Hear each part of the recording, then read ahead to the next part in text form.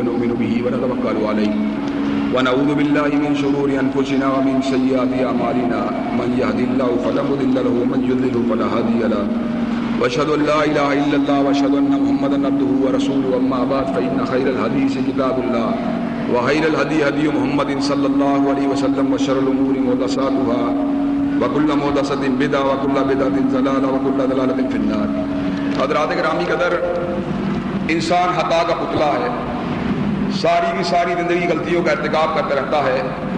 جب انسان غلطیوں کا ارتکاب کرتا ہے تو مالک کائنات اس سے ناراض ہو جاتے ہیں، اس کی زندگی کے اندر تکلیفیں آنا شروع ہو جاتی ہیں، اور انسانوں کے غلطیوں کا ارتکاب کرنے کی وجہ سے اللہ تبارک و تعالیٰ قیامت کے دن انسانوں کو جہنم کے دہکتے ہوئے انگاروں کے اندر پھینک دیں گے. لیکن حضرات گرامی قدر، اللہ تبارک و تعالیٰ نے گناہوں کے ازالے کی ایک صورت بھی باقی رکھی ہے، اور وہ صورت کیا ہے؟ وہ صورت یہ ہے کہ انسان اللہ تبارک و تعالیٰ کی بارگاہ میں آگے اپنے گناہوں کی معافی مانگتا رہے. حضرات گرامی قدر، جب انسان اپنے گناہوں کی معافی مانگے گا، پھر بارشیں اس کی مرضی کے مطابق ہوں گی، پھر اللہ مال بھی عطا فرما دے گا، اللہ تبارک و تعالیٰ بیٹے بھی عطا فرما دے گا، اللہ نہروں کو بھی چالو فرما دے گا، اللہ باغات کو بھی آباد فرما دے گا. حضرات گرامی قدر، استغفار ایک ایسی چیز ہے جس کو سارے نبیوں نے طلب کیا. حضرت آدم نے دعا مانگی تو کیا مانگی؟ ربنا ظلمنا انفسنا وان لم تغفر لنا وترحمنا لنكونن من الخاسرین. حضرت نوح نے دعا مانگی تو کیا مانگی؟ ربی انی اعوذ بک ان اسالک ما لیس لی بہ علم والا تغفر لی وترحمنی اکن من الخاسرین. حضرت یونس نے دعا مانگی تو کیا مانگی؟ لا الہ الا انت سبحانک انی کنت من الظالمین. حضرت موسیٰ نے دعا مانگی تو کیا مانگی؟ ربی انی ظلمت نفسی فاغفر لی. حضرت آقا نے دعا مانگی تو کیا مانگی؟ ربی اغفر لی وتوب علی انک انت التواب الغفور. حضرت آقا نے دعا مانگی تو کیا مانگی؟ ربی اغفر لی وتوب علی انک انت التواب الرحیم. اور ان ساری کی ساری دعاؤں کے بعد حضرت آقا نے جو بڑی دعا ہم کو بتلائی وہ یہ ہے، انسان اگر اللہ تبارک و تعالیٰ کی بارگاہ میں اسم اعظم کا واسطہ دے کے استغفار کرے تو اللہ تبارک و تعالیٰ اس کی ساری خطاؤں کو معاف کر دیتا ہے. حضرات گرامی قدر، لیلۃ القدر کی ساتیں آخری دھاگے کی گھڑیاں بیت رہی ہیں، بڑی تیزی سے آگے کی طرف بڑھ رہی ہیں، وقت مختصر ہے.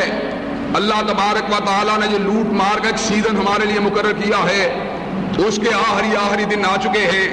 جب سیل ختم ہونے والی ہو پھر انسان کیا کرتے ہیں؟ دکانوں کی طرف لپکتے ہیں، بھاگتے ہیں کہ سیل کے اندر سے اپنے حصے کو حاصل کر لیا جائے. حضرات، یہ لوٹ سیل کے آخری 2 دن باقی ہیں. ہمیں کیا کرنا چاہیے؟ ہمیں اپنے گناہوں کے اوپر نادم ہونا چاہیے، اللہ تبارک و تعالیٰ سے اپنے گناہوں کی معافی مانگنی چاہیے. اور حضرات، یہاں پر میں اس بات کو بھی آپ حضرات کے گوشے گزار کرنا ضروری سمجھتا ہوں کہ 3 لوازمات توبہ کے لیے ہونے ضروری ہیں. پہلی بات یہ انسان زبان سے استغفر اللہ کہے. دوسری بات ہے جو گناہ کیا اس کے اوپر نادم ہو جائے. جب یاد آئے کہ اللہ یہ کیا ہو گیا، اللہ یہ کیا ہو گیا، اللہ یہ میں نے کیوں کر دیا، اللہ میں کیوں بھول گیا، یہ بات ہمیشہ پچھتاوے کے طور پر اس کے دل میں موجود رہے. اور تیسری بات اس کے دل میں یہ ہو کہ اللہ آئندہ کے بعد کبھی موقع ملا اللہ کبھی نہیں پھسلوں گا، اللہ آئندہ کے بعد کبھی اس طرح کی حرکت نہیں کروں گا. اللہ ایسی توبہ کو توبۃ النصوحہ بنا دیتے ہیں. اور حضرات گرامی قدر، میں اس بات کو بھی آپ حضرات کے گوشے گزار کرنا چاہتا ہوں، لیکن اگر معاملہ انسانوں کے حق کا ہو تو پھر توبہ اس وقت تک قبول نہیں ہوتی جب تک انسان کے حق کو پلٹایا نہ جائے. حضرات، اللہ ہمیں معاف کرے. ہم نے یتیموں کے مال کو کھایا ہے، ہم نے بیواؤں کی بے حرمتی کی ہے، ہم نے بیواؤں کی بے تقیری کی ہے. اللہ تبارک و تعالی ہمیں معاف فرمائے. ہم نے اپنے پیٹ میں جہنم کے ایندھن کو بھرا ہے. حضرات، ہم نے بڑے پاپ کیے ہیں، ہم نے جلوت میں گناہ کیے، ہم نے حلوت میں گناہ کیے. حضرات، اب ہماری ذمہ داری کیا ہے؟ ہماری ذمہ داری یہ ہے اللہ تبارک و تعالیٰ کو راضی کرنے کے لیے کثرت سے گڑگڑائیں، زور زور کی روئیں، اپنے مقدر کے اوپر افسوس کریں. اللہ تبارک و تعالیٰ اگر ہم سے راضی ہو گیا دنیا بھی بہتر ہو جائے گی اور آخرت بھی سمجھ جائے گی. حضرات گرامی قدر، قیامت کے دن جس گناہ سے توبہ مانگی گئی ہوگی اللہ اس کو انسان کے منہ پہ نہیں کریں گے کہ تو نے زنا کیوں کیا، تو نے قتل کیوں کیا، تو نے چوری کیوں کی. اس لیے کہ جس گناہ کے پیچھے توبہ آ جائے اللہ تبارک و تعالیٰ اس کو حرف غلط کی طرح مٹا دیتے ہیں۔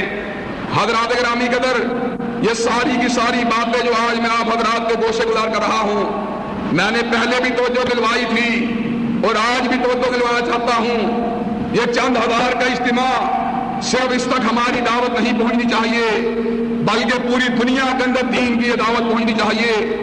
اس کے لیے اللہ کے فضل و کرم سے ہم نے گلوبل ٹی وی کے پروجیکٹ کا آغاز کیا ہے۔ حضرات آپ نے اللہ سے دعا مانگنی ہے، اللہ تبارک و تعالیٰ میں اس پروجیکٹ کے اندر کامیاب فرمائے۔ اور حضرات دوسری بات یہ ہے، ہم جب اللہ تبارک و تعالیٰ کی الوہیت کی بات کرتے ہیں، اس کی حاکمیت کا ذکر کرتے ہیں، تو پھر ہمارے ذہن کے اندر یہ بات ہونی چاہیے، آج بجلی کا بحران، آج آٹے کا بحران، آج گیس کے بحران کی واحد وجہ اللہ کی نافرمانی ہے۔ اللہ اگر راضی ہو جائے یہ سارے بحران دور ہو سکتے ہیں، لیکن کیسے دور ہوں گے؟ جب تک نظام نہیں بدلے گا بحران دور نہیں ہو سکتے۔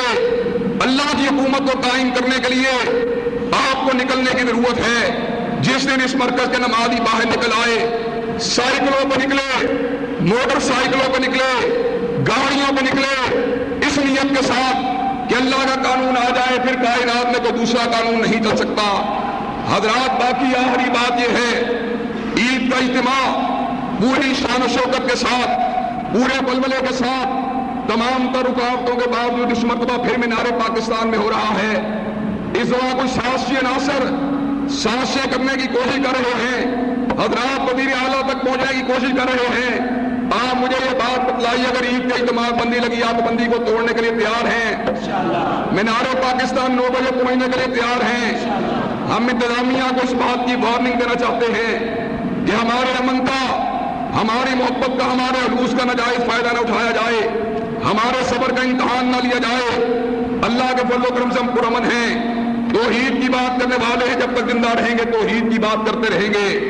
حضرات مجھے یہ بات بتلائیے، جو رمضان کی باقی ماندہ ساعتیں ہیں، ان میں کثرت کے ساتھ اللہ تبارک و تعالیٰ سے رجوع کریں گے، کثرت سے اللہ کی بارگاہ میں توبہ مانگیں گے، کثرت سے استغفار کریں گے۔ اور آخری بات آپ سے اپیل یہ ہے کہ اس رمضان مبارک میں عمرے کے سفر سے واپس آنے کی وجہ سے، پھر مسلسل مشقت کرنے کی وجہ سے طبیعت میں کمزوری موجود ہے، اللہ تبارک و تعالیٰ مجھے بھی ایک صحت عطا فرمائے، تاکہ ساری زندگی اللہ کے فضل و کرم سے جب تک زندہ رہوں اپنے باپ کی طرح دین کی دعوت دیتا رہوں، توحید کی بات کرتا رہوں، سنت کے علم کو لہراتا رہوں، بدعت کے شجر کو گراتا رہوں۔ اللہ تبارک و تعالی ہماری تمام دلی نیک تمناؤں کو قبول و منظور فرمائے۔ اسی طبیعت کی نکاحت کی وجہ سے آج اتنی تفصیلی بات آپ حضرات کے سامنے نہیں کر سکا۔ اللہ تبارک و تعالی جو باتیں کہی گئی سنی گئی ان پہ ہم سب کو عمل پیرا ہونے کی توفیق عطا فرمائے۔ سبحان ربک رب العزت عما یصفون وسلام علی المرسلین والحمد للہ رب العالمین۔